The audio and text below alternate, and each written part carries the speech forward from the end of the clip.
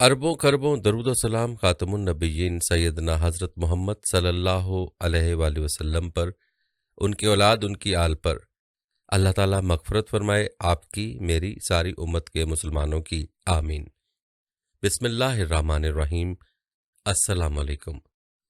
मोहतरम नाज़रीन, इज़राइल अलैहिस्सलाम अल्लाह ताला के मुक़र्रब फ़रिश्ते हैं जिन्हें रूह कब्ज़ करने यानी लोगों की जान निकालने की खिदमत सुपुर्द की गई है। बेशुमार फरिश्ते उनकी मातहती में काम करते हैं। उनको फरिश्ता अजल और मलकुल मौत भी कहा जाता है। आपका शुमार 4 बड़े फरिश्तों में होता है।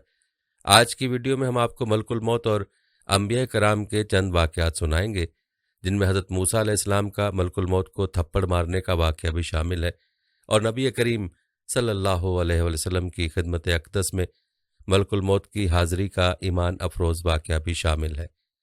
रूहों को कब्ज़ करने की जिम्मेदारी अल्लाह ताला ने इज़राइल अलैहिस्सलाम को क्यों सौंपी, ये भी आपको बताएंगे। और इज़राइल अलैहिस्सलाम के अलावा बाकी फरिश्तों की सिफ़ात और जिम्मेदारियां क्या हैं, ये भी आपको बताएंगे। लिहाजा वीडियो को आपने स्किप नहीं करना और आखिर तक लाजमी देखना है। नाज़रीन, सबसे पहले तज़किरा करते हैं आदम अलैहिस्सलाम और मलकुल मौत का। नाज़रीन, रिवायत बताती हैं कि जब अल्लाह ताला ने इंसान को खल्क करने का इरादा किया तो कोई भी फरिश्ता ज़मीन से मट्टी न ला सका। तो इतने में हज़रत इज़राइल अलैहिस्सलाम फरमाने लगे, ए अल्लाह, ये काम मुझसे ही होना है। तो बस अल्लाह के हुक्म से हज़रत इज़राइल ज़मीन पर आए और 3 अक़साम की मट्टी को जमा किया, सुर्ख, सफ़ेद और स्याह। और फिर इस मट्टी को मक्का और ताइफ के दरमियान रखा गया और मुसलसल बारान रहमत बरसती रही। फिर अल्लाह ने उस मट्टी को अर्श पर बुलाया और हज़रत आदम अलैहिस्सलाम का पुतला तैयार कर दिया और 40 साल तक वो जन्नत रखा गया। हर फरिश्ता उस मुजस्मे को देखता कि वो मट्टी का बना हुआ पुतला कैसे चलेगा, कैसे बात करेगा, कैसे जिंदा होगा। 40 साल तक अल्लाह ने इस निशानी को कायम रखा और फिर एक दिन जन्नत के तमाम फरिश्तों को हुक्म दिया कि आज मैं अपनी इसमें रूह डालूंगा, और जब ऐसा हो तो तमाम फरिश्ते उस आदम को सजदा कर देना। सब फरिश्ते हैरत से पुतले को देख रहे थे कि इतने में अल्लाह ने उस मट्टी के मुजस्मे में अपनी रूह डाली। तो हज़रत आदम अलैहिस्सलाम ने छींक मारी और तमाम फरिश्ते सजदे में गिर गए और अल्लाह की तारीफ करने लगे सिवाय इबलीस के। वो तकब्बुर में हसद कर बैठा। अल्लाह ने उसे अपने दरबार से निकाल दिया।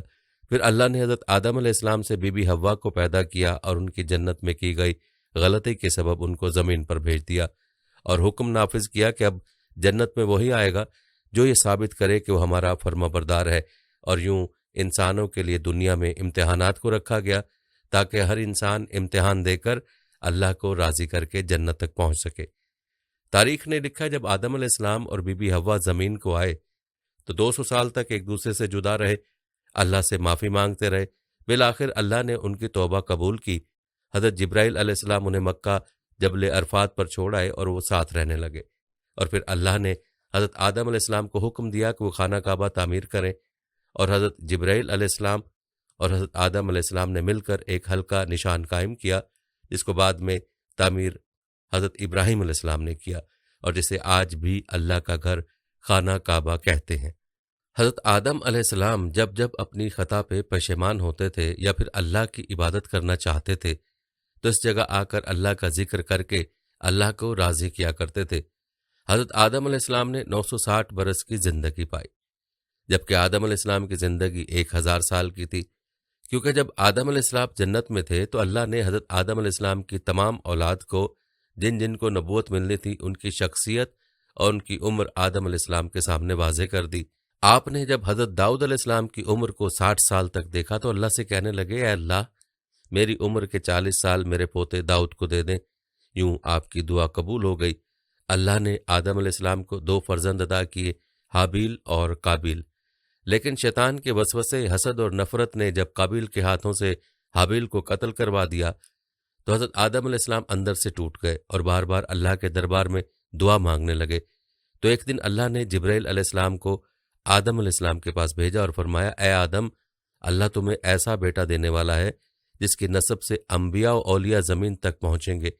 उसका नाम शेष रखना। शेष का मतलब है अल्लाह का अता किया गया तोहफा। और यूं अल्लाह ने आदम अलैहिस्सलाम की नस्ल को ज़मीन पर फैला दिया। जब आदम अलैहिस्सलाम का आखिरी वक्त आया, आपने अपने बेटों से कहा कि मेरा जन्नत के फल खाने को जी कर रहा है। आपके बेटे ज़मीन पर जन्नत के फल ढूंढते रहे कि अचानक उनको फरिश्ते मिले और कहने लगे, اے بنی آدم، کہاں جا رہے ہو؟ انہوں نے کہا ہم اپنے بابا آدم علیہ السلام کے لیے جنت کے پھل ڈھونڈ رہے ہیں۔ ان فرشتوں نے کہا جاؤ، تمہارے بابا چند دنوں کے مہمان ہیں۔ آپ کے تمام فرزند دوڑتے دوڑتے آپ تک آ پہنچے تو آدم علیہ السلام بستر بیماری پر اللہ کا ذکر کر رہے ہیں۔ بس اتنے میں موت کا فرشتہ آ پہنچا۔ جیسے ہی بی بی حوا نے موت کے فرشتے کو دیکھا تو آدم علیہ السلام سے لپٹ گئے کہ میں اپنے شوہر کو اپنے سے جدا نہیں کروں گی۔ اللہ کے نبی آدم علیہ السلام نے فرمایا اے حوا، مجھ سے دور ہٹ جا، ایک مرتبہ پہلے بھی تیری وجہ سے جنت سے نکالا گیا ہوں، آج بھی اللہ اور اس کے فرشتے کے درمیان تو حائل نہ بن۔ پھر آپ ان فرشتوں سے مخاطب ہو کر کہنے لگے اے فرشتہ موت، کیا بھول تو نہیں گئے؟ میں نے اللہ سے سنا تھا میری عمر 1000 سال کی ہے اور ابھی تو مجھے 960 سال ہوئے۔ تو ملک الموت نے کہا اللہ کے نبی آدم علیہ السلام، آپ نے ہی خود فرمایا تھا کہ آپ کی زندگی کے 40 سال آپ کے پوتے داؤد کو دیے جائیں۔ بس آدم علیہ السلام کی روح قبض کی گئی۔ روایت بتاتی ہے کہ آپ علیہ السلام کو غسل فرشتوں نے دیا اور جنت کی خوشبو آپ علیہ السلام کے جسم مبارک پر لگائی گئی، اور پھر آپ کے جنازے کی نماز فرشتوں نے حضرت جبرائیل علیہ السلام کے پیچھے ادا کی اور زمین کھود کر آپ کی تدفین کی، اور تمام انسانوں کے نزدیک اللہ کا حکم نافذ کیا جب بھی کسی کا انتقال ہو تو ان کے جسم کو ایسے ہی تدفین کرنا۔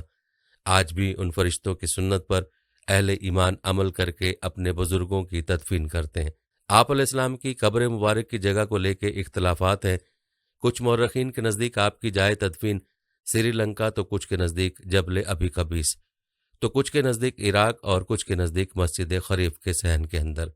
بعض روایتوں میں یہ بھی ہے کہ جب حضرت آدم علیہ السلام کی روح قبض کرنے کے لیے فرشتہ موت آ پہنچا تو آپ نے اپنے بیٹے جس کو آپ نے اپنا جانشین بنایا تھا حضرت شیخ علیہ السلام سے کہنے لگے کہ اے میرے جانشین، میں نے اللہ سے سنا تھا کہ عنقریب اس زمین پر ایک بہت بڑا طوفان آئے گا، اگر تم اس وقت تک موجود رہو تو میرے جسم کو اس کشتی نوح میں سوار کرنا جو نجات کا وسیلہ ہے، اور اگر تم اس وقت تک نہ پہنچو تو اپنی اولاد سے وصیت کرنا کہ میرے جسم کو کشتی نوح میں سوار کریں۔ تاریخ نے لکھا ہے کہ جب طوفان نوح آیا تو حضرت نوح علیہ السلام نے اپنی کشتی میں حضرت آدم علیہ السلام اور بی بی حوا کے اجسام کو اپنی کشتی میں سوار کیا اور بیت المقدس یا عراق میں اس جگہ تدفین کیا جہاں انہوں نے اپنی قبر بنائی۔ ناظرین، یہ تھا تذکرہ حضرت آدم علیہ السلام اور ملک الموت کا۔ اب تذکرہ کرتے ہیں حضرت ادریس علیہ السلام اور اسرائیل علیہ السلام کی ملاقات کا۔ ایک دفعہ کا ذکر ہے کہ حضرت ادریس علیہ السلام کام سے فراغت کے بعد بیٹھے ہوئے تھے کہ اسی وقت ملک الموت آدمی کی صورت میں آپ علیہ السلام کے سامنے ظاہر ہوئے، اور جب حضرت ادریس علیہ السلام یہ معلوم کرنے میں ناکام رہے کہ شخص کون ہے تو اس سے التجا کی کہ وہ خود کو حضرت ادریس علیہ السلام پر ظاہر کرے، جس پر اس نے عرض کیا کہ میں ہی حضرت اسرائیل علیہ السلام ہوں۔ تب حضرت ادریس نے فرمایا کہ بھائی، کیا تم ہی مخلوقات کی جان قبضے میں کرتے ہو؟ انہوں نے کہا کہ ہاں۔ تو حضرت ادریس علیہ السلام نے فرمایا شاید تم میری جان قبض کرنے کے لیے آئے ہو؟ تو انہوں نے کہا کہ نہیں، میں تو تیرے ساتھ خوش طبی کرنے آیا ہوں۔ حضرت ادریس علیہ السلام نے فرمایا کہ آج 3 دن سے تو میرے ساتھ ہے اور تو نے کسی کی جان قبضے میں نہیں لی۔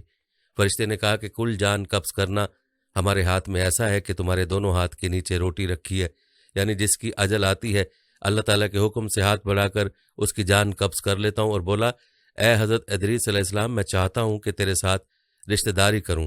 تو حضرت ادریس نے کہا کہ میں تیرے ساتھ رشتہ برداری اس وقت کروں گا جب تو جان کنی کی تلخی ایک بار مجھ کو چکھا دے، تاکہ خوف و عبرت مجھے زیادہ حاصل ہو اور میں عبادت خالق زیادہ کروں۔ تو ملک الموت نے کہا کہ میں بغیر رضا الہی کے کسی کی جان قبض نہیں کر سکتا۔ تب حضرت ادریس علیہ السلام نے خداوند کے حضور عرض کی، حکم ہوا کہ حضرت ادریس کی جان قبض کر، تو انہوں نے حضرت ادریس علیہ السلام کی جان قبض کر لی۔ پھر ملک الموت نے خداوند کے حضور دعا مانگی، پھر اللہ تعالیٰ نے ان کو زندہ کر دیا۔ حضرت ادریس علیہ السلام نے اٹھ کر ملک الموت کو گود میں لے لیا اور اس طرح دونوں کے درمیان رشتہ برادری کا ہو گیا۔ پھر ملک الموت نے پوچھا کہ تلخی جان کنی کیسی تھی؟ وہ بولے کہ جیسے کسی زندہ جانور کی کھال سر سے پاؤں تک کھینچی جاتی ہے۔ ملک الموت نے کہا کہ اے بھائی، قسم ہے رب العالمین کی، جیسا کہ میں نے تیرے ساتھ احسان کیا ہے ایسا کسی کے ساتھ نہیں کیا۔ ناظرین، معلوم ہوا کہ موت کی سختی بڑی شدید ہے، اس لیے ہر انسان کو چاہیے کہ موت کی تیاری کرے، اور ہمارے پیارے نبی صلی اللہ علیہ وآلہ وسلم نے فرمایا کہ عقل مند شخص وہ ہے جو موت سے پہلے پہلے موت کی تیاری کر لے۔ ناظرین، اب بات کرتے ہیں حضرت ابراہیم علیہ السلام اور ملک الموت کے واقعے کی، جس میں حضرت اسرائیل علیہ السلام کی صورت کا تذکرہ ہے۔ روایت ہے کہ حضرت ابراہیم علیہ السلام کو جب خداوند عالم نے نبوت کی خلت سے نوازا تو خدا کے حکم سے ملک الموت بھی हज़रत इब्राहीम अलैहिस्सलाम को मुबारकबाद देने आए। आप अलैहिस्सलाम ने अल्लाह ताला की हम्द व सना के बाद मलकुल मौत से पूछा कि मुझे यह बता दो कि तुम काफिरों की रूह किस सूरत में कब्ज़ करते हो। मलकुल मौत ने कहा, वो खौफनाक और हैबतनाक नज़ारा आप न देख सकोगे। आपने फरमाया, क्यों नहीं, मुझे तुम दिखाओ तो। मलकुल मौत ने कहा, अच्छा ज़रा मुंह फेर लीजिए। हज़रत इब्राहीम अलैहिस्सलाम ने जब मुंह फेर कर उसकी तरफ देखा तो एक स्याह बालों वाला हैबतनाक इतना लंबा आदमी नजर आया जिसका सर आसमान से लगा हुआ मालूम होता था।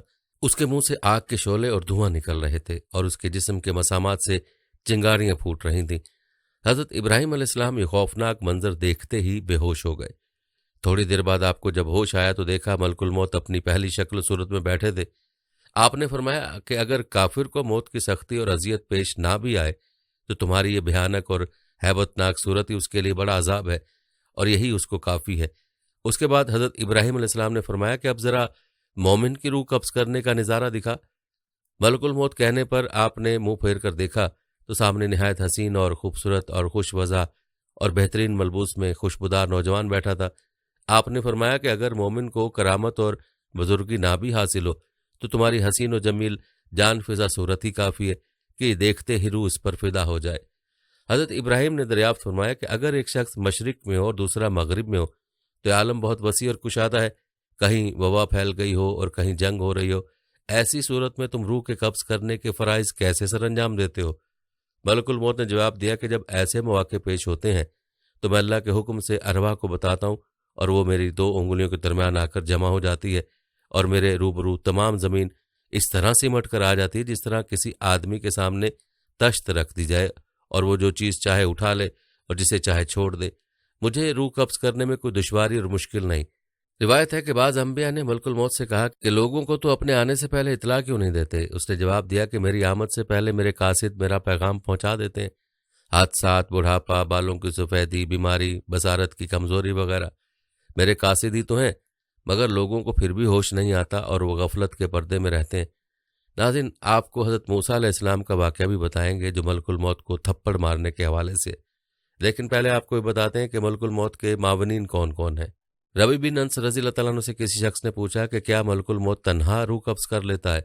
उन्होंने जवाब दिया कि मलकुल मौत के बहुत से फरिश्ते माविन और मददगार हैं जिनको अल्लाह ने मुकर्रर कर रखा है और इस काम को अंजाम देते हैं, और मलकुल मौत उन सब फरिश्तों के अफसर हैं जिनकी तेज़ रफ्तारी का यह आलम है कि उनका एक कदम मशरिक में पड़ता है और दूसरा कदम मगरिब में। मलकुल मौत के साथ रहमत और अजाब के फरिश्ते रहते हैं। नेकों की रूह कब्ज़ करके रहमत के फरिश्तों के हवाले कर दी जाती है। हज़रत अनस से रिवायत है कि सरवर कायनात हजूर सल्लल्लाहु अलैहि वसल्लम ने फरमाया कि मौत के वक्त फरिश्ते मैयत को चारों तरफ से घेरे और जकड़े रहते हैं। अगर वो ऐसा ना करते तो मरने वाले की मौत की सख्ती और शिद्दत तकलीफ से जंगलों में भागे भागे फिरते, और नेक बंदे की मैयत पर फरिश्ते दुआ और इस्तग़फ़ार उस वक्त तक करते रहते हैं जब तक उसके मुतल्लकीन तजीज़ व तकफ़ीन से फारिग नहीं हो जाते। इस तरह मलकुल मौत के साथ बहुत से फरिश्ते रहते हैं।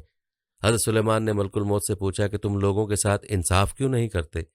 किसी की रूह तो फौरी तौर पर कब्ज़ कर लेते हो, उसे जल्द से जल्द इस दुनिया से मुंतकिल कर देते हो, और किसी को तकलीफ़ों और मुसीबतों में इस तरह से उलझाते हो कि वह लाचार और मजबूर पड़ा तड़पता रहता है। मलकुल मौत ने कहा कि ये बात मेरे कब्ज़े और इख्तियार में नहीं है। हर एक के नाम का एक सहीफ़ा मुझे मिलता है, जैसा हुक्म होता है बजा लाता हूँ। नाज़रीन, रिवायत है कि शाबान के महीने में मलकुल मौत को एक कागज़ दिया जाता है।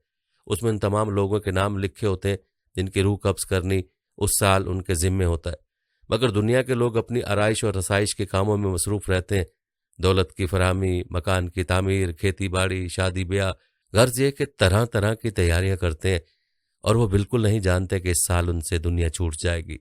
हालांकि उनका नाम मलकुल मौत के कागज़ में तहरीर होता है, और मलकुल मौत रोज़ाना हर मकान में 3 मरतबा इसलिए जाते हैं कि जिस शख्स की मुद्दत पूरी हो चुकी है उसकी रूह कब्ज़ कर ली जाए। हक ताला ने फरमाया, मौत को मैंने पैदा किया, मौत से बड़ा मैं हूँ और मुझसे बड़ा कोई नहीं, और दुनिया में जितनी मखलूक मैंने पैदा की है उसका एक बार मौत से ज़रूर वास्ता पड़ेगा। हक तबारक ताला की अता की गई खसूसी ताकत से हज़रत इज़राइल ने मौत को पकड़कर अपने हाथ पर बिठा दिया और उसी के ज़रिए वो जानदारों की रूह कब्ज़ करते हैं। नाज़रीन, रिवायत में मलकुल मौत और हज़रत याकूब अलैहिस्सलाम का वाक़या भी मिलता है जो कि इस तरह से नकल किया गया है। कहते हैं कि हज़रत याकूब अलैहिस्सलाम की मौत के फरिश्ते हज़रत इज़राइल अलैहिस्सलाम से गहरी दोस्ती थी। ایک دن جب ملک الموت آئے تو حضرت یعقوب علیہ السلام نے پوچھا کیسے آئے ہو، ملاقات کے لیے یا روح قبض کرنے کے لیے؟ ملک الموت نے جواب دیا ملاقات کے لیے آیا ہوں۔ آپ علیہ السلام نے فرمایا مجھے آپ سے ایک خاص بات کہنی ہے کہ جب میرا وقت وفات قریب آئے تو مجھے پہلے بتا دینا، یعنی مجھے قاصد کے ذریعے خبر دے دینا۔ چنانچہ ملک الموت نے وعدہ کیا کہ موت سے پہلے قاصد روانہ کروں گا۔ جب حضرت یعقوب علیہ السلام کا آخری وقت آیا تو حضرت اسرائیل علیہ السلام خود آ گئے۔ حضرت یعقوب علیہ السلام نے فرمایا آپ نے تو وعدہ کیا تھا کہ میں پہلے قاصد بھیج دوں گا، لیکن آپ خود آ گئے۔ حضرت اسرائیل علیہ السلام نے فرمایا میں نے قاصد روانہ کیے تھے۔ حضرت یعقوب علیہ السلام نے پوچھا کون سے قاصد آپ نے بھیجے تھے؟ حضرت اسرائیل علیہ السلام نے فرمایا پہلا قاصد یہ تھا کہ آپ کے سیاہ بال سفید ہوئے، پھر دوسرا قاصد کے بدن سے چستی اور توانائی ختم ہوئی، اور تیسرا قاصد یہ کہ آپ کا بدن جھک گیا۔ کیا میرے تینوں قاصد آپ کے پاس نہیں آئے؟ اسی طرح ہر انسان کے پاس کوئی نہ کوئی نشانی ضرور بھیجی جاتی ہے، لیکن غفلت کی بنا پر انسان ان نشانیوں پر غور نہیں کرتا۔ ناظرین، معلوم ہوا کہ بڑھاپا دراصل ملک الموت کے آنے کا پیغام ہے۔ جو نشانیاں ملک الموت نے حضرت یعقوب علیہ السلام کو بتائی ہیں، یہ دراصل بڑھاپے ہی کی نشانی ہے، اور انسان کو چاہیے کہ ان نشانیوں کے ظاہر ہونے پر موت کو یاد کرے۔ ناظرین، آپ نے حضرت آدم علیہ السلام، حضرت ابراہیم علیہ السلام اور حضرت یعقوب علیہ السلام اور ملک الموت کا تذکرہ ملاحظہ کیا۔ اب آپ کو موسیٰ علیہ السلام کا واقعہ سناتے ہیں۔ ناظرین، حدیث پاک میں حضرت موسیٰ علیہ السلام کا ملک الموت کو تھپڑ مارنے کے حوالے سے واقعہ یوں نقل کیا گیا ہے۔ حضرت ابو ہریرہ رضی اللہ تعالیٰ عنہ فرماتے ہیں کہ موت کے فرشتے کو حضرت موسیٰ علیہ السلام کی طرف انسانی صورت میں بھیجا گیا۔ جب وہ فرشتہ آیا تو موسیٰ علیہ السلام نے اسے تھپڑ مار کر اس کی آنکھ پھوڑ دی۔ وہ اپنے رب تعالیٰ کے پاس واپس گیا اور عرض کیا کہ اے اللہ، تو نے مجھے ایسے بندے کی طرف بھیجا جو مرنا نہیں چاہتا۔ اللہ تعالیٰ نے اس کی آنکھ درست فرما دیر فرمایا ان کے پاس دوبارہ جا اور انہیں کہے کہ اپنا ہاتھ کسی بیل کی پشت پر رکھیں، انہیں ہر بال کے عوض جو ان کے ہاتھ کے نیچے آئے گا 1 سال زندگی ملے گی۔ اس ساری کارروائی کے بعد موسیٰ علیہ السلام نے کہا کہ اے میرے رب، پھر کیا ہوگا؟ فرمایا پھر موت۔ انہوں نے کہا پھر ابھی ٹھیک ہے، لیکن انہوں نے اللہ تعالیٰ سے دعا کی کہ مجھے ایک پتھر پھینکنے کے فاصلے تک مقدس سرزمین کے قریب کر دیا جائے۔ رسول اللہ صلی اللہ علیہ وسلم نے فرمایا اگر میں وہاں ہوتا تو تمہیں راستے کی ایک جانب سرخ رنگ کے ٹیلے کے نیچے ان کی قبر دکھاتا۔ ناظرین، اس شکایت کو سننے کے بعد ذہن میں ایک سوال آتا ہے کہ ایسا کیوں ہوا؟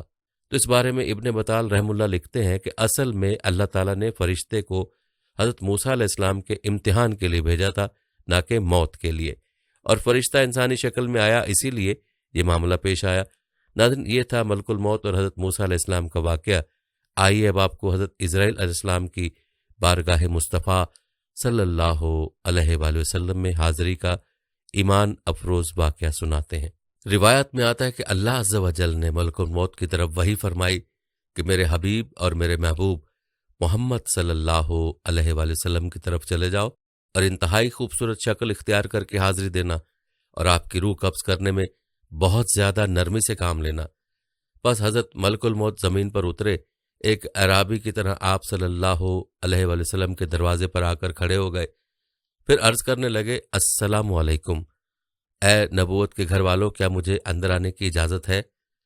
حضرت عائشہ رضی اللہ تعالیٰ عنہا حضرت فاطمہ الزہرا رضی اللہ تعالیٰ عنہا سے کہا آدمی کو جواب دو۔ تو حضرت فاطمہ رضی اللہ تعالیٰ عنہا نے کہا اے اللہ کے بندے، اللہ تجھے ہر قدم پر اجر عطا فرمائے۔ رسول اللہ صلی اللہ علیہ وسلم کو اپنی جان کا خیال ہے۔ اس نے دوبارہ صدا دی تو حضرت عائشہ رضی اللہ تعالیٰ عنہ نے حضرت فاطمہ رضی اللہ تعالیٰ عنہا سے کہا اس آدمی کو جواب دو۔ حضرت فاطمہ رضی اللہ تعالیٰ عنہا نے کہا اے اللہ کے بندے، اللہ تجھے ہر قدم پر اجر عطا فرمائے۔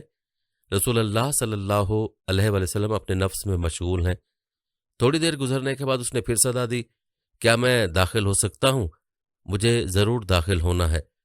تو رسول اللہ صلی اللہ علیہ وسلم نے حضرت اسرائیل علیہ السلام کی آواز سن لی۔ فرمایا اے فاطمہ، دروازے پر کون ہے؟ انہوں نے عرض کی اے اللہ کے رسول، ایک آدمی دروازے پر اندر آنے کی اجازت مانگ رہا ہے۔ ہم نے اسے 2 مرتبہ جواب دیا تو اس نے تیسری بار صدا دی، جس سے میری جان کانپنے لگی۔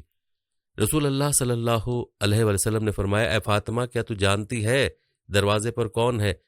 یہ لذتوں کو ختم کرنے والا ہے، جماعتوں کو بکھیرنے والا ہے، یا عورتوں کو بیوہ کرنے والا ہے، بچوں کو یتیم کرنے والا ہے، یہ گھروں کو بے آباد اور قبروں کو آباد کرنے والا ہے، یہ ملک الموت ہے۔ پھر فرمایا اے ملک الموت، اللہ آپ پر رحم کرے، داخل ہو جاؤ۔ پس ملک الموت رسول اللہ صلی اللہ علیہ وسلم کی بارگاہ میں آئے تو رسول اللہ صلی اللہ علیہ وسلم نے فرمایا، اے ملک الموت، تم صرف میری زیارت کرنے کے لیے آئے ہو یا جان قبض کرنے کے لیے؟ اس نے عرض کی کہ میں دونوں کام کرنے کے لیے آپ کے پاس آیا ہوں۔ مجھے اللہ تعالیٰ نے حکم دیا کہ میں آپ کی اجازت کے بغیر آپ کے گھر داخل نہ ہوں اور آپ کی روح آپ کی اجازت کے بغیر نہ لوں۔ اگر آپ اجازت دیں تو ٹھیک ہے، ورنہ میں اپنے رب کے پاس لوٹ جاؤں گا۔ محترم ناظرین، یہ ہے شان ہمارے پیارے آقا صلی اللہ علیہ وآلہ وسلم کی۔ ان کے جسم انور سے روح قبض کرنا تو درکنار، ان کی اجازت کے بغیر ان کے گھر میں بھی داخل نہیں ہو سکتے۔ حضرت اسرائیل علیہ السلام نے عرض کی، یا رسول اللہ صلی اللہ علیہ وآلہ وسلم، میں بڑے بڑے بادشاہوں کی روح کھینچتا ہوں، لیکن کسی سے بھی نہیں پوچھتا، کسی سے اجازت نہیں لیتا، لیکن اللہ رب العزت نے حکم دیا کہ میرے محبوب کے گھر جانے کی بھی اجازت لینی ہے اور روح قبض کرنے کی بھی اجازت لینی ہے۔ اگر وہ اجازت عطا فرما دیں تو اندر جانا، اگر اجازت دیں تو روح قبض کرنا، ورنہ لوٹ کر واپس میری بارگاہ میں آ جانا۔ ناظرین، یہ ہے مقام محبوبیت، لیکن آج کے گمراہ قسم کے لوگ اس عرفہ والا مقام کو سمجھتے نہیں اور اپنی مثل قرار دیتے ہیں۔ یہ تو وہ مقام ہے کہ جہاں ملک الموت دست بستہ اذن مانگ رہا ہے کہ میرے رب نے حکم فرمایا کہ اگر میرے محبوب صلی اللہ علیہ وآلہ وسلم قبض روح کا اذن عطا فرما دیں تو ٹھیک ہے، ورنہ گستاخی نہ کرنا اور فوراً لوٹ کر میری بارگاہ میں حاضر ہو جانا۔ صحیح ستہ میں حدیث موجود ہے کہ خالق کائنات نے حضور نبی اکرم صلی اللہ علیہ وآلہ وسلم کو باقاعدہ اختیار دیا تھا کہ اے محبوب، اگر ہمیشہ کی زندگی چاہو تو ہمیشہ زمین کے اوپر چلتے پھرتے رہو، اور چاہو تو میرے پاس آ جاؤ۔ یہ آپ صلی اللہ علیہ وآلہ وسلم کی چاہت تھی کہ آپ نے فرمایا، اللہم رفیق الاعلیٰ، یا اللہ عز و جل، میں نے صحابہ کو سب کچھ بتا دیا، اب میں رفیق اعلیٰ کو پسند کرتا ہوں۔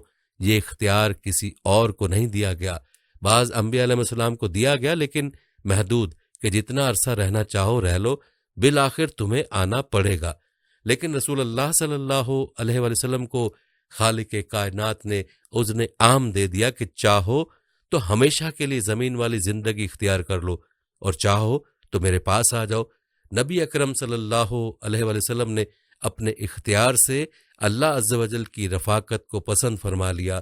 حضرت ملک الموت علیہ السلام نے عرض کیا کہ میں آیا ضرور ہوں، میرا مقصود تو آپ کی زیارت کرنا ہے، اگر اجازت دیں تو روح قبض کر لوں، لیکن یہ روح قبض کرنا آپ کے اذن سے مشروط ہے کہ اذن ہو تو ٹھیک، ورنہ چلا جاؤں گا۔ سبحان اللہ۔ ناظرین، یاد رہے کہ یہ اعزاز کسی اور کو نہیں ملا، بلکہ صرف اور صرف نبی پاک صلی اللہ علیہ وآلہ وسلم کو یہ اعزاز ملا ہے۔ آئیے سب مل کر ایک بار بارگاہ رسالت مآب میں درود پاک کا نذرانہ پیش کرتے ہیں۔ اللہم صلی علی محمد وعلی آل محمد کما صلیت علی ابراہیم وعلی آل ابراہیم انک حمید مجید۔ اللہم بارک علی محمد وعلی آل محمد کما بارکت علی ابراہیم وعلی آل ابراہیم انک حمید مجید۔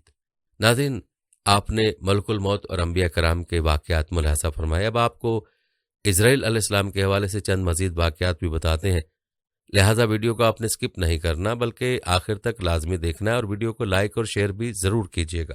ملک الموت کا نام سن کر بدن میں کپ کپی سی پیدا ہو جاتی ہے، اور انسان یہ سوچنے پر مجبور ہو جاتا ہے کہ کیا کبھی ملک الموت نے کسی پر رحم بھی کھایا ہوگا؟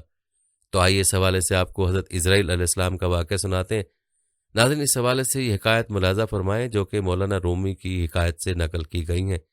فرماتے ایک دفعہ اللہ رب العزت نے حضرت اسرائیل علیہ السلام سے پوچھا کہ تجھے کسی کی جان قبض کرتے ہوئے کبھی رحم آیا؟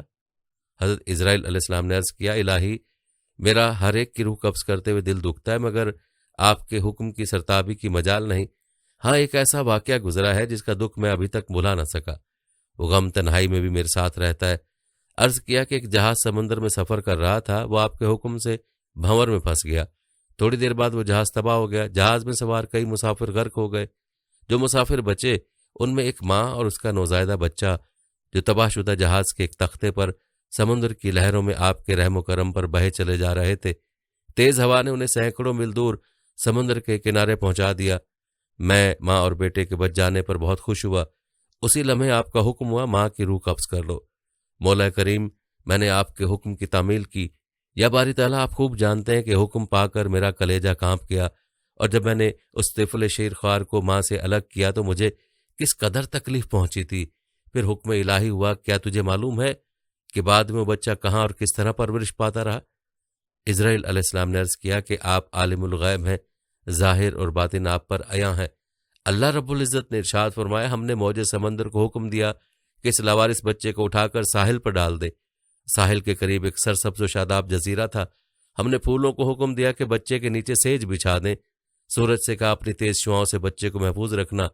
بادل کو کہا بچے سے ذرا فاصلے پر برسے۔ درختوں کی شاخیں خود بخود جھک کر پھل اور ان کا رس اس کے منہ میں ڈال دیتی تھیں۔ جزیرے میں ایک شیرنی کی ہم نے ذمہ داری لگا دی، وہ روزانہ اسے دودھ پلاتی۔ شیرنی کے خوف سے بچے کے پاس کوئی جانور نہیں آ سکتا تھا۔ اس جزیرے میں ہم نے خوشنما اور حسین پرندے بھیجے جو ہر وقت چہچہاتے تاکہ بچے کا دل پریشان نہ ہو۔ ہوا کو حکم دیا کہ اس بچے پر آہستہ آہستہ سے گزرے تاکہ اس کو کوئی تکلیف نہ پہنچے۔ اے اسرائیل علیہ السلام، وہ تنہا اور بظاہر بے یار و مددگار بچہ پرورش پا کر خوب صحت مند اور بہادر ہو گیا۔ ہم نے اس کے پاؤں میں کبھی کانٹا بھی نہ چبھنے دیا۔ دنیا کی تمام نعمتیں اسے عطا کیں۔ ایک بادشاہ شکار کھیلتے وہ ادھر آ نکلا۔ وہ خوبصورت اور صحت مند بچے کو دیکھ کر بہت خوش ہوا، اسے اٹھا کر اپنے محل لے گیا۔ ان کے ہاں اولاد نہ تھی، انہوں نے اسے اپنا بیٹا بنا لیا۔ بادشاہ کی موت کے بعد وہ اکیلا تخت و تاج کا مالک بن گیا۔ غرور و تکبر سے ہمارے بندوں پر ظلم کرنے لگا، ایسا سرکش نکلا کہ خود ہی خدا بن بیٹھا۔ اپنے بت بنوا کر انہیں سجدے کرانے لگا۔ خاک کا فانی پتلا ہمارا شریک بن بیٹھا۔ آخر ہم نے اس کی بہتری کے لیے اپنے خلیل ابراہیم علیہ السلام کو اس کے پاس بھیجا۔ اس ظالم نے ہمارے پیارے کو بھی آگ میں پھینک دیا۔ اے اسرائیل، اس بچے نے میرا کیا شکریہ ادا کیا۔ وہ بچہ نمرود بن کر اس وقت ایک بڑے ملک کا بادشاہ ہے، اور اسی نے میرے خلیل ابراہیم علیہ السلام کو آگ کے علاؤ میں جھونکا ہے، اور اب خدائی کا دعویٰ کر کے لوگوں کو میری راہ سے ہٹاتا ہے اور حکم نہ ماننے والوں کو سخت سزا دیتا ہے۔ اسرائیل علیہ السلام نے عرض کیا، اے مخلوقات کے خالق، میں سرکش بچے کی حالت سے بے خبر ہونے کی وجہ سے دل میں خیال اور ملال لاتا رہا، آپ کے راز آپ ہی جانتے ہیں۔ محترم ناظرین، ملک الموت حضرت اسرائیل علیہ السلام کے حوالے سے ایک اور سوال بھی اکثر پوچھا جاتا ہے، وہ یہ کہ آخر روحوں کو قبض کرنے کی ڈیوٹی حضرت اسرائیل علیہ السلام کو ہی کیوں سونپی گئی؟ تو اس حوالے سے روایت مشہور ہے کہ جب اللہ تعالیٰ نے حضرت آدم کا پتلا بنانے کا ارادہ فرمایا تو جبریل علیہ السلام کو رب العالمین نے حکم دیا کہ ایک مشت خاک زمین پر سے لاؤ۔ بحکم الہی جبریل علیہ السلام آسمان کی بلندی سے فوراً اس زمین پر آئے کہ اب جہاں خانہ کعبہ ہے، چاہا کہ ایک مشت خاک لیں۔ اس وقت زمین نے ان کو قسم دی کہ اے جبریل، خدا کے لیے مجھ سے خاک مت لے کہ اس سے خلیفہ پیدا ہوگا اور اس کی اولاد بہت عاصی و گنہگار معجب عذاب ہوگی۔ میں مسکین خاک پا ہوں، عذاب خدا کی طاقت و تحمل نہیں رکھتی ہوں۔ اس بات کو سن کر حضرت جبرائیل علیہ السلام خاک لینے سے باز آئے اور زمین سے مٹی نہ لی۔ غرض اسی طرح سے جبرائیل لوٹ گئے اور میکائیل اور اسرافیل علیہ السلام سے بھی یہ کام انجام کو نہ پہنچا۔ تب اسرائیل کو بھیجا، ان کو بھی زمین نے منع کیا۔ انہوں نے نہ مانا اور کہا کہ جس کی قسم دیتی ہے میں اس کے حکم سے آیا ہوں، میں اس کی نافرمانی نہیں کروں گا، تجھ کو لے ہی جاؤں گا۔ پس اسرائیل علیہ السلام نے ہاتھ نکال کر ایک مٹھی بھر خاک اسی سرزمین سے لے لی اور لے کر عالم بالا پر چلے گئے اور عرض کی کہ خداوند تو دانا و بینا ہے، میں نے یہ حاصل کیا ہے۔ تب اللہ تعالیٰ نے فرمایا، اے اسرائیل علیہ السلام، میں اس خاک سے زمین پر ایک خلیفہ پیدا کروں گا، اس کی جان قبض کرنے کے لیے تجھی کو مقرر کروں گا۔ تب اسرائیل علیہ السلام نے معذرت کی کہ یا رب، تیرے بندے مجھے دشمن جانیں گے اور گالیاں دیں گے۔ جناب باری نے فرمایا، اے اسرائیل، تو غم مت کر، میں خالق مخلوقات ہوں، ہر ایک موت کا سبب گردانوں گا اور ہر شخص اپنے اپنے مرض میں گرفتار رہے گا۔ تب دشمن تجھ کو نہ جانے گا، کسی کو درد میں مبتلا کروں گا اور کسی کو تپے دک میں اور کسی کو پانی میں غرق کروں گا۔ پیارے ناظرین، اسی حوالے سے حضرت ابو ہریرہ رضی اللہ تعالیٰ عنہ کی روایت بھی ہے کہ جب اللہ تعالیٰ نے حضرت آدم علیہ السلام کو پیدا فرمانے کا ارادہ کیا تو حضرت جبرائیل علیہ السلام کو زمین سے کچھ مٹی لانے کو کہا گیا۔ جب حضرت جبرائیل علیہ السلام مٹی لینے گئے تو زمین نے جبرائیل علیہ السلام سے کہا، میں تجھے اس ذات کی قسم دیتی ہوں جس نے تجھے میرے پاس بھیجا، تم یہ مٹی نہ لے کر جاؤ۔ اس مٹی سے جو انسان بنے گا وہ فساد پھیلائے گا اور خون بہائے گا اور اس کو آگ میں جلنا پڑے گا۔ یہ سن کر جبرائیل اللہ کے بارگاہ میں پہنچے تو اللہ نے دریافت کیا کہ مٹی کیوں نہیں لائے؟ تو حضرت جبرائیل علیہ السلام نے جواب دیا کہ اے اللہ، جب اس نے آپ کی عظمت کا واسطہ ڈالا تو میں نے اسے چھوڑ دیا۔ تو اللہ تعالیٰ نے حضرت اسرافیل علیہ السلام کو بھیجا اور اس کے ساتھ بھی یہی معاملہ ہوا۔ پھر میکائیل علیہ السلام کو بھیجا، ان کے ساتھ بھی یہی معاملہ ہوا، حتیٰ کہ ملک الموت اسرائیل علیہ السلام کو بھیجا گیا۔ تو زمین نے جب اسرائیل علیہ السلام کو یہی جواب دیا تو اسرائیل علیہ السلام نے فرمایا، اے زمین، جس ذات نے مجھے تمہارے پاس بھیجا ہے وہ تجھ سے زیادہ اطاعت و فرمانبرداری کے لائق ہے، تو میں اس کے حکم کے سامنے تیری بات کیسے مان سکتا ہوں؟ چنانچہ آپ علیہ السلام نے زمین کی مختلف جگہوں سے کچھ مٹی لی اور اللہ کی بارگاہ میں حاضر ہو گیا، تو اللہ نے فرمایا کیونکہ تم اس مٹی کو لے کر آئے ہو اب تم ہی ان کی روح کو قبض کیا کرو گے۔ تو آپ علیہ السلام نے کہا لوگ مجھ سے نفرت کرنے لگیں گے، تو اللہ نے وعدہ فرمایا کہ کوئی تمہارا نام نہیں لے گا اور نہ کوئی برا بھلا کہے گا۔ ناظرین، یاد رہے کہ اسرائیل علیہ السلام کا تذکرہ اور موت کا تذکرہ ایک دوسرے سے جدا نہیں ہو سکتے ہیں۔ آئیے تھوڑا سا تذکرہ موت کا کرتے ہیں، اس کے بعد آپ کو فرشتوں کی ذمہ داریوں اور خصوصیات کے بارے میں بتائیں گے۔ ناظرین، موت ایک ایسی حقیقت ہے جس کا کسی کو انکار نہیں، اور ہر ذی روح کو موت کا ذائقہ چکھنا ہے۔ یہ اللہ رب العزت کا فیصلہ ہے۔ موت کے بعد ایک انسان کو کن فرشتوں کا سامنا کرنا ہوگا یہ بھی آپ کو بتائیں گے، لیکن پہلے بات کرتے ہیں ان 5 فرشتوں کی جو موت کے وقت ہر انسان کے پاس آتے ہیں۔ اس حوالے سے روایت ملاحظہ فرمائیں، فرمان مصطفیٰ صلی اللہ علیہ وآلہ وسلم ہے، جب آدمی پر نزا کا وقت طاری ہوتا ہے، مطلب موت قریب ہوتی ہے، تو اللہ عز و جل اس بندے کی جانب 5 فرشتے بھیجتا ہے۔ پہلا فرشتہ اس کے پاس اس وقت آتا ہے جب اس کی روح حلقوم تک پہنچتی ہے، یعنی حلق تک آ جاتی ہے۔ وہ فرشتہ اس شخص کو پکار کر کہتا ہے، اے ابن آدم، تیرا طاقتور بدن کہاں گیا؟ آج یہ کتنا کمزور ہے۔ تیری فصیح زبان کہاں گئی؟ آج یہ کتنی خاموش ہے۔ تیرے گھر والے اور عزیز و اقربا کہاں گئے؟ تجھے کس نے تنہا کر دیا؟ جب اس کی روح قبض کر لی جاتی ہے اور کفن پہنا دیا جاتا ہے تو دوسرا فرشتہ اس کے پاس آتا ہے اور اسے پکار کر کہتا ہے، اے ابن آدم، تو نے تنگ دستی کے خوف سے جو مال و اسباب جمع کیا تھا وہ کہاں گیا؟ تو نے تباہی و بربادی سے بچنے کے لیے جو گھر بنائے تھے وہ کہاں گئے؟ تو نے تنہائی سے بچنے کے لیے جو انس تیار کیا تھا وہ کہاں گیا؟ جب اس کا جنازہ اٹھایا جاتا ہے تو تیسرا فرشتہ اس کے پاس آتا ہے، اسے پکار کر کہتا ہے، اے ابن آدم، آج تو ایک ایسے لمبے سفر کی طرف رواں دواں ہے جس سے لمبا سفر تو نے آج سے پہلے کبھی طے نہیں کیا۔ آج تو ایسی قوم سے ملے گا کہ آج سے پہلے کبھی اس قوم سے ملا نہیں۔ آج تجھے ایسے تنگ مکان میں داخل کیا جائے گا کہ آج سے پہلے کبھی ایسی تنگ جگہ میں داخل نہ ہوا تھا۔ اگر تو اللہ عز و جل کی رضا پانے میں کامیاب ہو گیا تو یہ تیری خوش بختی ہے، اور اگر اللہ عز و جل تجھ سے ناراض ہوا تو یہ تیری بدبختی ہے۔ جب اسے لحد میں اتار دیا جاتا ہے تو چوتھا فرشتہ اس کے پاس آتا ہے، اسے پکار کر کہتا ہے، اے ابن آدم، کل تک تو زمین کی پیٹھ پر چلتا تھا اور آج تو اس کے اندر لیٹا ہوا ہے۔ کل تک تو اس کی پیٹھ پر ہنستا تھا اور آج تو اس کے اندر رو رہا ہے۔ کل تک تو اس کے پیٹھ پر گناہ کرتا تھا اور آج تو اس کے اندر نادم و شرمندہ ہے۔ جب اس کی قبر پر مٹی ڈالی جاتی ہے اور اس کے اہل و عیال، دوست و احباب اسے چھوڑ کر چلے جاتے ہیں تو 5واں فرشتہ اس کے پاس آتا ہے اور اسے پکار کر کہتا ہے، اے ابن آدم، وہ لوگ تجھے دفن کر کے چلے گئے، اگر وہ تیرے پاس ٹھہر بھی جاتے تو تجھے کوئی فائدہ نہ پہنچا سکتے۔ تو نے مال جمع کیا اور اسے غیروں کے لیے چھوڑ دیا۔ آج یا تو تجھے جنت کے اعلیٰ باغات کی طرف پھیرا جائے گا یا بھڑکنے والی آگ میں داخل کیا جائے گا۔ اے ایمان والو، یہ زندگی بڑی مختصر ہے، ایک نہ ایک دن ہمیں بھی اسی گھڑی سے گزرنا ہے۔ ہمیں نہیں پتا کہ کب اور کہاں موت آ جائے، اس لیے ہمیں اس وقت کی تیاری کرتے رہنا چاہیے اور اللہ کی عبادت اور نیک اعمال کرتے رہنا چاہیے۔ ناظرین، اس سے پہلے کہ ہمیں موت کے وقت کے فرشتے ان باتوں کا احساس دلوائیں، ہمیں چاہیے کہ ان باتوں پر غور کریں، اور جہاں ہم دنیا کے لیے توشہ اکٹھا کرنے کی تگودو کرتے ہیں وہیں پر ہمیں اپنی آخرت کے لیے بھی توشہ جمع کرنا چاہیے، تاکہ کل کو قبر میں ہمیں شرمندگی نہ ہو۔ یاد رہے کہ موت جب آتی ہے اور انسان کو اپنے شکنجے میں لیتی ہے تو اس عالم کو سکرات کا نزع کا عالم کہا جاتا ہے، یعنی سکرات سے مراد موت کی شدت اور غشی ہے جو موت کے وقت پیش آتی ہے، اور موت سے پہلے ہر آدمی پر سکرات کی کیفیت طاری ہو جاتی ہے۔ بعض اوقات سکرات کا اثر اور نشانی اس پر ظاہر بھی ہوتی ہے، اور کسی کو اس شدت کے اثر سے پیشانی پر پسینہ بھی آتا ہے۔ روایت کے مطابق رسول اللہ صلی اللہ علیہ وسلم کو جب یہ حالت پیش آئی تو آپ پانی میں ہاتھ ڈال کر چہرہ مبارک پر مل رہے تھے، اور آپ صلی اللہ علیہ وسلم بار بار کلمہ طیبہ پڑھتے اور فرماتے، موت کے لیے بڑی شدت ہوتی ہے۔ موت کی شدت مومن کے حق میں کفار سیئات اور موجب رفع درجات بھی ہوتی ہے، جیسا کہ بیماری اس کے حق میں باعث کفار سیئات بنتی ہے۔ سورہ نساء میں ارشاد ہوتا ہے، تم جہاں کہیں بھی ہوگے موت تمہیں ضرور پکڑ لے گی، اگرچہ تم مضبوط کلوں میں ہو۔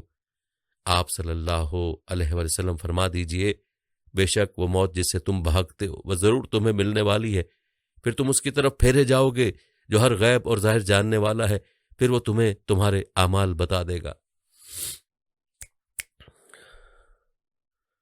دوستو، ان روایات سے پتہ چلتا ہے کہ ہم چاہے جتنا مرضی موت سے انکار کریں، لیکن یہ عنقریب آنے والی ہے۔ موت ایسی سختی کے ساتھ آتی ہے کہ انسان پر غشی طاری ہو جاتی ہے اور موت عقل پر غالب آ جاتی ہے، اور سکرات کی حالت میں کہا جاتا ہے کہ یہی ہے وہ موت جس سے تو بھاگتا تھا، جس کا مذکورہ حدیث میں بھی اس بات کا تذکرہ ہوا ہے۔ ناظرین، اس آیت میں اللہ پاک عمومی طور پر انسان کو نصیحت کر رہا ہے کہ موت کا آنا حق ہے اور نزا کی سختیوں کا سامنا کرنا پڑے گا۔ امام محمد غزالی رحمۃ اللہ علیہ اس آیت کی تفسیر میں لکھتے ہیں کہ نزا اس تکلیف کا نام ہے جو صرف روح پر اترتی ہے اور تمام اعضاء کو گھیر لیتی ہے، حتیٰ کہ بدن میں روح کے جتنے اجزاء ہیں سب کو درد محسوس ہوتا ہے۔ اگر کسی شخص کو کانٹا چبھ جائے تو اسے پہنچنے والا درد روح کی صرف اس جزو تک پہنچتا ہے جو اس عضو سے ملا ہوا ہو جس میں کانٹا چبھتا ہے۔ اس کے مقابلے میں جلنے کا اثر زیادہ ہوتا ہے، کیونکہ آگ کے اجزاء بدن کے تمام اجزاء میں سرایت کر جاتے ہیں، جس کی وجہ سے جلنے والا عضو کا کوئی ظاہری اور باطنی جز آگ سے محفوظ نہیں رہتا۔ اس لیے گوشت کے تمام اجزاء میں پھیلے ہوئے روح کے اجزاء جلنے کی تکلیف کو محسوس کرتے ہیں، جبکہ زخم صرف اسی جگہ کو پہنچتا ہے جس تک کانٹا اور تلوار وغیرہ کا لوہا پہنچا ہے۔ اس لیے جلنے کی تکلیف زیادہ اور زخم کی تکلیف کم ہوتی ہے، اور نزع کی تکلیف نفس روح پر حملہ آور ہوتی ہے اور تمام اعضاء کو گھیر لیتی ہے، کیونکہ ہر رگ، ہر پٹھے، بدن کے ہر حصے، ہر چوٹ، ہر بال کی جڑ اور کھال کے نیچے سے، حتیٰ کہ سر کی چوٹی سے قدم تک ہر جگہ سے روح کو نکالا جاتا ہے۔ اس لیے تم اس کے کرب اور تکلیف کا حال نہ پوچھو، حتیٰ کہ بزرگوں نے فرمایا موت تلوار کی مار، آرے کے چیرنے اور کینچی کی کاٹ سے زیادہ سخت ہے، کیونکہ بدن کو تلوار سے کاٹا جائے تو صرف اس لیے تکلیف ہوتی ہے کہ بدن کا روح سے تعلق ہے، تو جب صرف روح ہی کو صدمہ پہنچے تو کس قدر تکلیف ہوگی۔ کسی بھی شخص کو جب مارا جاتا ہے تو مدد مانگتا ہے اور چیختا ہے، چلاتا ہے، کیونکہ اس کے دل اور زبان میں طاقت موجود ہوتی ہے، لیکن مرنے والے کی آواز اور چیخ و پکار سخت تکلیف کی وجہ سے ختم ہو جاتی ہے، کیونکہ روح نکلنے کی بے انتہا تکلیف ہوتی ہے اور یہ دل پر سوار ہو کر پوری قوت کو ختم کر دیتی ہے۔ مرنے والے کے اعضاء کمزور پڑ جاتے ہیں، اس میں مدد مانگنے کی طاقت باقی نہیں رہتی۔ موت کے وقت انسان چاہتا ہے کہ روئے، چلائے، مدد مانگے، لیکن وہ ایسا نہیں کر سکتا، اور اگر کچھ قوت باقی رہتی بھی ہے تو روح نکلنے کے وقت اس کے حلق اور سینے سے غر غر کی آواز سنائی دیتی ہے۔ ناظرین، یہ تکلیف عقل کو بھی ڈھانپ لیتی ہے، اوسان خطا کر دیتی ہے اور زبان کو بولنے سے روک دیتی ہے۔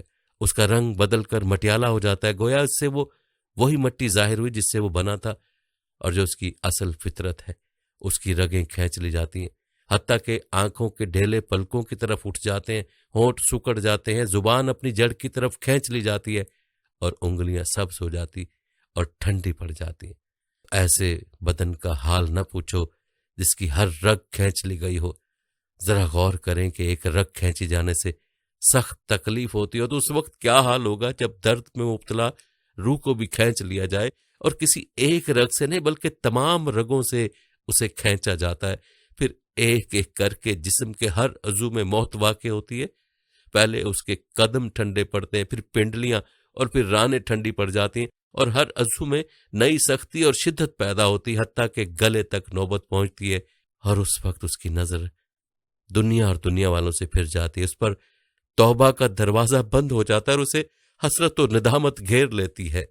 حضرت وہب بن منبع فرماتے ہیں کہ ایک مغرور بادشاہ نے کسی دوسرے ملک جانے کا ارادہ کیا، بہترین لباس پہنا، سب سے اچھے گھوڑے پر سوار ہوا، شاہی سواری ہزاروں فوجیوں کے ساتھ چل پڑی۔ بادشاہ گردن اکڑائے بڑے شاہانہ انداز میں آگے بڑھنے لگا، غرور و تکبر کی وجہ سے لوگوں کی طرف نظر اٹھا کر بھی نہ دیکھتا۔ راستے میں ایک ضعیف و ناتواں شخص بوسیدہ کپڑوں میں نظر آیا، اس نے سلام کیا، لیکن بادشاہ نے نہ تو جواب دیا اور نہ اس کی طرف دیکھا۔ اس نے کہا، بادشاہ مجھے تجھ سے ضروری کام ہے۔ بادشاہ نے اس کی بات سنی، انسنی کر دی، اس نے آگے بڑھ کر گھوڑے کی لگام پکڑ لی۔ بادشاہ نے تلملا کر کہا، لگام چھوڑ، تو نے ایسی حرکت کی ہے، تجھ سے پہلے کسی نے ایسی جرت نہیں کی۔ کہا، مجھے تجھ سے بہت ضروری کام ہے۔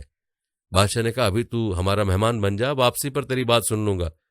کہا ہرگز نہیں، خدا عز و جل کی قسم مجھے ابھی تجھ سے کام ہے۔ بادشاہ نے کہا بتا کیا کام ہے؟ کہا ایک راز کی بات ہے، میں چاہتا ہوں کہ صرف تجھے ہی معلوم ہو، لا اپنا کان میرے قریب کر۔ بادشاہ نے سر جھکایا تو اس نے کہا میں ملک الموت ہوں، تیری روح قبض کرنے آیا ہوں۔ یہ سننا تھا کہ بادشاہ مارے دہشت کے تھر تھر کانپنے لگا، رنگ متغیر ہو گیا۔ اس نے خوف زدہ لہجے میں کہا اس وقت مجھے کچھ مہلت دے دو تاکہ میں جس کام سے نکلا اسے پورا کراؤں، پھر تم جو چاہے کرنا۔ ملک الموت نے کہا اللہ عز و جل کی قسم تو اپنی سلطنت کو اب کبھی نہ دیکھ سکے گا۔ بادشاہ نے منت سماجت کرتے ہوئے کہا اچھا مجھے میرے گھر والوں کے پاس ہی جانے کی مہلت دے دو۔ ملک الموت نے فرمایا ہرگز نہیں، خدا عز و جل کی قسم اب تو کبھی بھی اپنے اہل و عیال سے نہ مل سکے گا۔ یہ کہہ کر اس کی روح بڑے ہی دردناک طریقے سے قبض کی۔ وہاں موجود ہر فوجی تڑپ اٹھا اور سب نے سچی توبہ کی۔ اس کا بے جان جسم گھوڑے سے زمین پر آ پڑا۔ پھر ملک الموت ایک نیک شخص کے پاس گئے اور سلام کیا۔ اس مرد صالح نے جواب دیا۔ ملک الموت نے فرمایا مجھے تم سے ضروری کام ہے۔ پوچھا بتائیے کیا کام ہے؟ کہا راز کی بات ہے۔ مرد صالح نے اپنا کان قریب کیا تو اس نے کہا میں ملک الموت ہوں، تیری روح قبض کرنے آیا ہوں۔ نیک شخص نے کہا خوش آمدید اس کے لیے جس کی جدائی بہت طویل ہو گئی تھی۔ اللہ عز و جل کی قسم مجھ سے دور رہنے والا کوئی شخص نہیں جس کی ملاقات میرے نزدیک آپ کی ملاقات سے افضل ہو۔ ملک الموت نے کہا اگر تمہارا کوئی کام ہے تو اسے پورا کر لو۔ کہا آپ کے ہوتے ہوئے مجھے کسی چیز کی ضرورت نہیں، اور اللہ تبارک تعالیٰ کی ملاقات سے بڑھ کر کوئی شے مجھے محبوب نہیں۔ ملک الموت نے کہا جس حال میں اپنی موت کو پسند کرتے ہو مجھے بتا دو، میں اسی حالت میں تمہاری روح قبض کروں گا۔ نیک شخص نے کہا کیا آپ علیہ السلام کو اس بات کا اختیار دیا گیا ہے؟ کہا ہاں مجھے اسی طرح حکم دیا گیا۔ نیک شخص نے کہا پھر مجھے وضو کر کے نماز پڑھنے دو، جب میں سجدے میں جاؤں تو میری روح قبض کر لینا۔ ملک الموت نے کہا ٹھیک ہے میں ایسا ہی کروں گا۔ چنانچہ اس نے وضو کر کے نماز شروع کر دی۔ جب سجدہ کیا تو اس کی روح قبض کر لی گئی۔ ناظرین اللہ تعالیٰ سے ایسی ہی سعادت والی موت کی دعا کرنی چاہیے۔ آئیے مل کر دعا کرتے ہیں کہ اللہ تعالیٰ ہمیں بھی کلمے والی اور سجدے والی موت نصیب فرمائے۔ اے اللہ ہمیں کلمے والی اور سجدے والی موت نصیب فرما۔ اے اللہ ہمیں بھی کلمے والی اور سجدے والی موت نصیب فرما، آمین۔ ناظرین آپ نے حضرت اسرائیل علیہ السلام کے واقعات اور ان کی ذمہ داری کے حوالے سے تفصیل ملاحظہ فرمائی۔ آئیے آپ کو فرشتوں کی صفات اور ان کی ذمہ داریوں کے بارے میں بتاتے ہیں۔ ناظرین یاد رہے کہ جس طرح اللہ تعالیٰ پر ایمان لانا ضروری ہے، اسی طرح فرشتوں پر بھی ایمان لانا ضروری ہے، اور اللہ تعالیٰ نے قرآن کریم میں 88 مرتبہ فرشتوں کا ذکر فرمایا۔ یاد رہے کہ انس و جن کی طرح فرشتے بھی اللہ تعالیٰ کی مخلوق ہیں، جیسا کہ اللہ تعالیٰ ارشاد فرماتا ہے یہ لوگ کہتے ہیں کہ خدائے رحمان فرشتوں کی شکل میں اولاد رکھتا ہے۔ سبحان اللہ، بلکہ فرشتے تو اللہ کے بندے ہیں جنہیں عزت بخشی گئی ہے، وہ اس سے آگے بڑھ کر کوئی بات نہیں کرتے اور وہ اسی کے حکم پر عمل کرتے ہیں۔ سورہ الانبیاء میں 26 اور 27 نمبر آیت میں۔ ناظرین قرآن و حدیث میں یہ بات بار بار ذکر کی گئی ہے کہ اللہ تعالیٰ نے انسانوں کو مٹی سے، جنات کو آگ سے اور فرشتوں کو نور سے پیدا کیا ہے۔ اللہ تعالیٰ نے فرشتوں کی تخلیق اس طرح کی ہے کہ وہ اللہ تعالیٰ کی نافرمانی نہیں کرتے، جو کام ان کے ذمہ کیا گیا وہ اسی میں لگے رہتے ہیں، جیسا کہ اللہ تعالیٰ نے قرآن کریم میں ارشاد فرمایا اس یعنی جہنم پر سخت کڑے مزاج کے فرشتے مقرر ہیں جو اللہ کے کسی حکم میں اس کی نافرمانی نہیں کرتے، اور وہ وہی کرتے ہیں جس کا انہیں حکم دیا جاتا ہے۔ التحریم میں ہے۔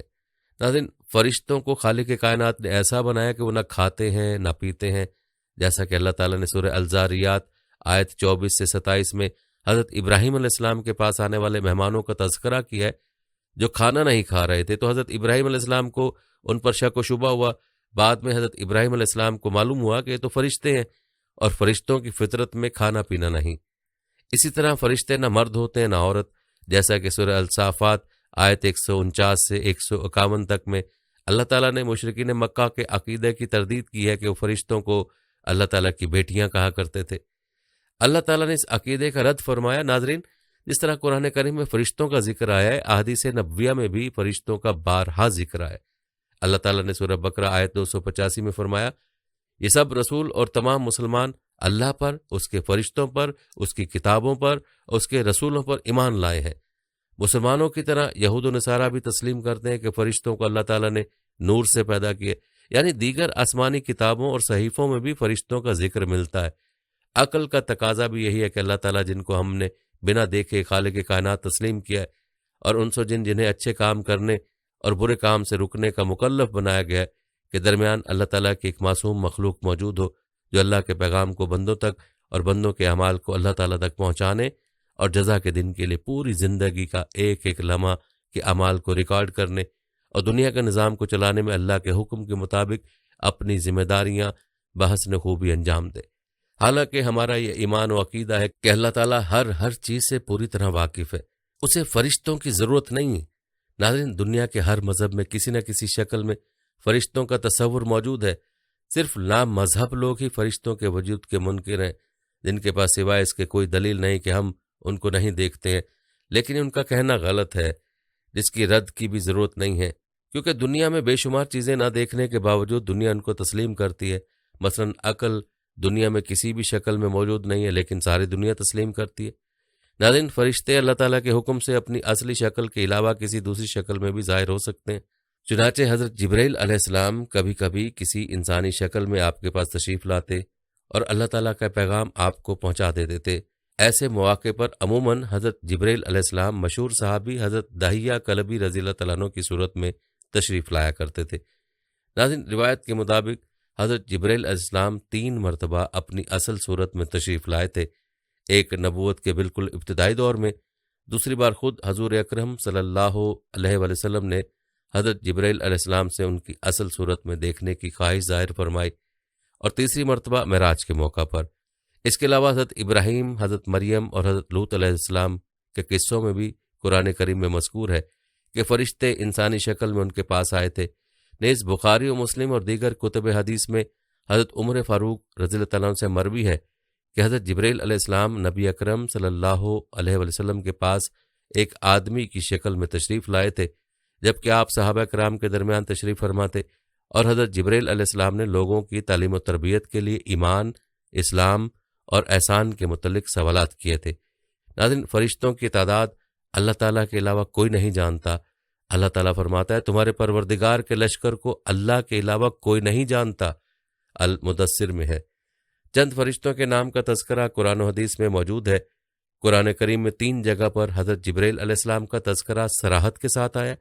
بعض آیات مثلا سورہ التکویر 20 آیت اور سورہ نجم 5 اور 6 نمبر آیت میں حضرت جبرائیل علیہ السلام کا تذکرہ ان کے نام کے بغیر وارد ہوا ہے۔ سورہ بقرہ آیت نمبر 98 میں حضرت جبرائیل اور حضرت میکائیل علیہ السلام دونوں کا تذکرہ موجود ہے۔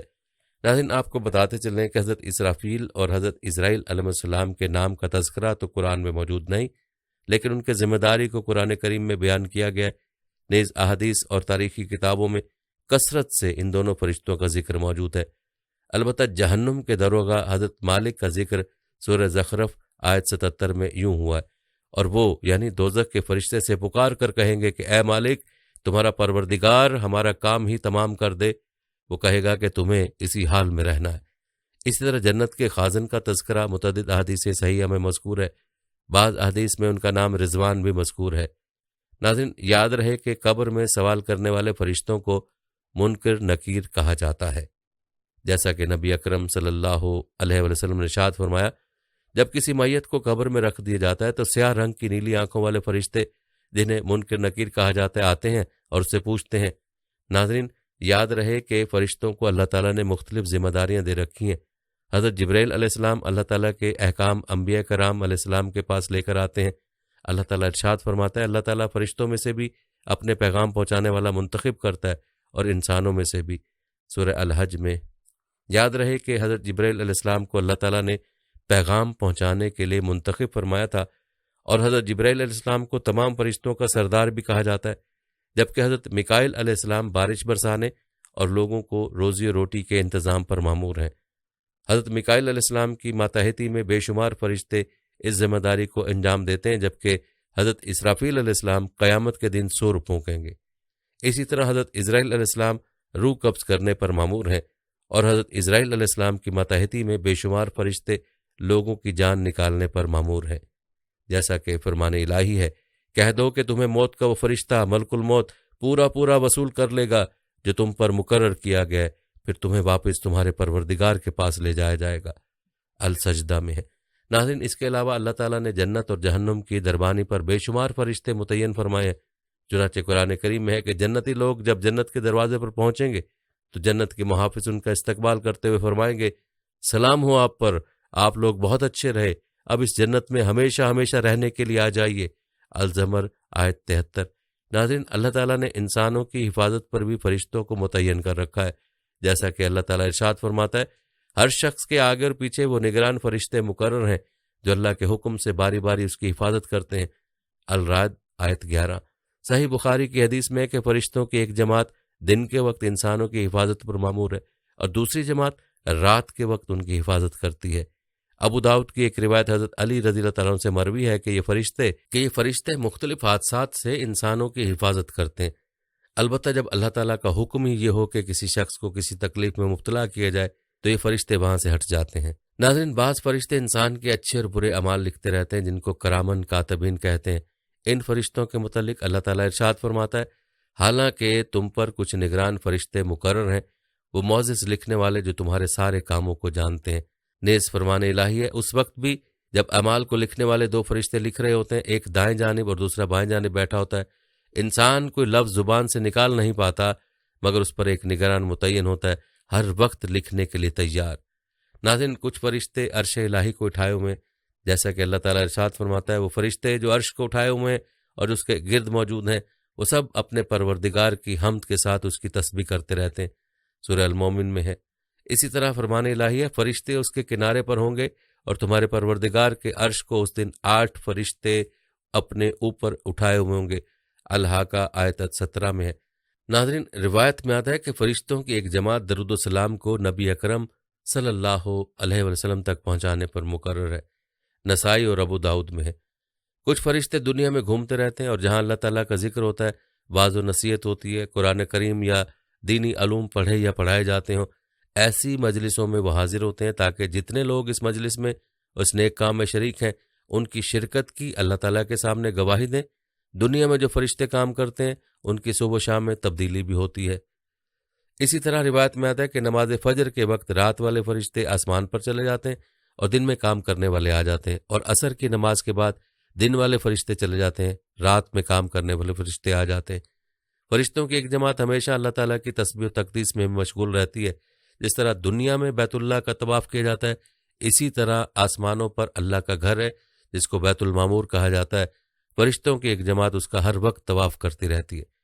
ناظرین، خلاصہ کلام یہ ہے کہ فرشتے بھی اللہ تعالیٰ کی مخلوق ہیں جو آسمانوں اور زمین میں بے شمار کاموں پر مقرر ہیں، یعنی آسمان اور زمین کے انتظامات اللہ تعالیٰ نے فرشتوں کے ذمے کر رکھے ہیں، اور فرشتے تمام انتظامات اللہ تعالیٰ کے حکم کے مطابق انجام دیتے ہیں۔